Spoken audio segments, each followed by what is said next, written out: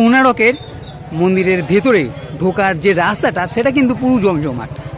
খাবারের দোকান থেকে নানা রকম কেনাকাটার দোকান প্রচুর আপনি এখানে পেয়ে যাবেন। তাই নিশ্চিন্তে থাকুন, খিদে পেয়েছে বা কেনাকাটা করার জন্য একদম পুরো জমজমাট। এসে গেছি আমরা দরজার কাছে। ওই যে দেখা যাচ্ছে কোণারকের মন্দির। তবে কোণারকের ভেতরে ঢুকতে গেলে কিন্তু টিকিট করতে হবে। দরজা দিয়ে ঢুকেই মানে সামনের গেট দিয়ে ঢুকেই তার বাঁদিকে টিকিট কাটার ব্যবস্থা করা হয়েছে। তবে টিকিট কাটতে গেলে কিছুটা লাইন আপনাকে দিতে হবে।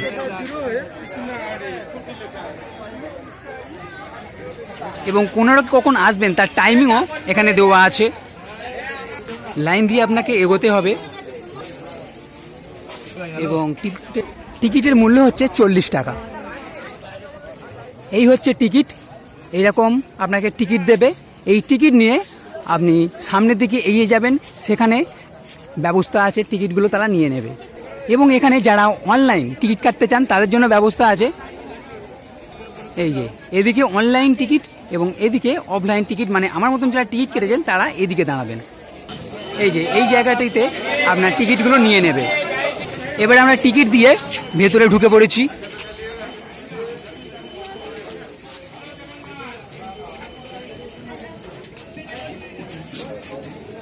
এর ভেতরে পরিসরটা অনেকটাই বড় এবং এটা তো সামনের দিক। এর পেছনে সিঁড়ি দিয়ে, এর আগে যখন এসেছিলাম তখন এই সিঁড়ি দিয়ে গিয়ে উঠে তারপরে আবার পেছন দিকে নামা যেত, কিন্তু এখন তো বন্ধ করে দিয়েছে দেখতে পাচ্ছি। তাই তার শুধু কোণারক শুধুমাত্র এই চারপাশ দিয়ে ঘোরারই আর এইসব জিনিসগুলো দেখার মতো। এই যে তার পাশ দিয়ে এসে জায়গাটা এরকম দাঁড়ায়, এরকম দেখতে লাগে। আর যেটা বলছিলাম, ওই যে সিঁড়ি দিয়ে নেমে এই জায়গাটা দিয়ে আগে নামা যেত, কিন্তু এখন বন্ধ করে দিয়েছে। কিন্তু এই জায়গাটা খোলা আছে এবং আপনি এখানে উঠে ওপরে উঠতে পারবেন। ওপরে উঠতে মনে দেয় না, আগে যেত, এখন ওইখান পর্যন্তই উঠতে দেয়, তারপর আর দেয় না। সব পাল্টে গেছে, আলাদা ব্যাপার হয়ে গেছে।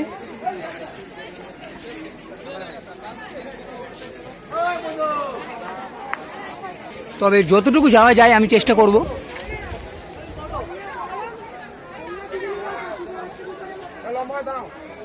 এই নিদর্শনটি অনেক পুরাতন, সেই জন্যে ঠিক এত পর্যন্তই এখানে যে শিলালেখটা আছে ঠিক এত পর্যন্তই আপনাকে এখানে উঠতে দেবে। এরপরে আর উঠতে দেওয়া হয় না। আগে ওইখানে গিয়েও আমরা ফটো তুলেছি।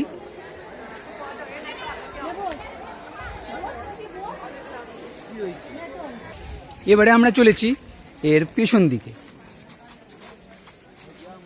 একটা তথ্য আপনাকে দিয়ে রাখি, এটা হচ্ছে সূর্য মন্দির এবং প্রাচীনকালে এই মন্দিরে যে ব্যবস্থা আছে সেটার জন্য সময় নির্ণয় করা হতো।